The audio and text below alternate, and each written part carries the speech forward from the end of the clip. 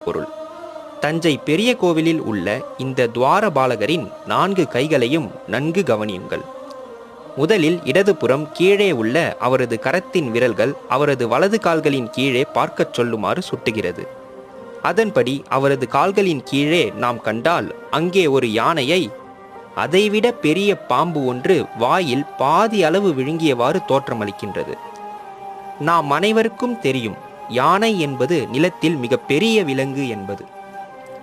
அந்த யானையையே விழுங்கிய பாம்பாகிய நான் தான் பெரியவன் என்று பாம்பு உரைப்பது போலவும், பாம்பின் அருகில் உள்ள முதலை உன்னை விட நான் தான் பெரியவன் என்று உரைப்பது போலவும், உங்கள் மூவரை விடவும் நான் தான் பெரியவன் என்று அருகில் உள்ள சிம்ம யாழி உரைக்கும் தருணத்தில் துவாரபாலகர் கூறுகின்றார், நீங்கள் அனைவரும் என் காலுக்கு கீழேதான் உள்ளீர்கள், உங்கள் அனைவரை விடவும் நான் தான் பெரியவன் என்று கூறிவிட்டு அவரது வலது புறத்தின்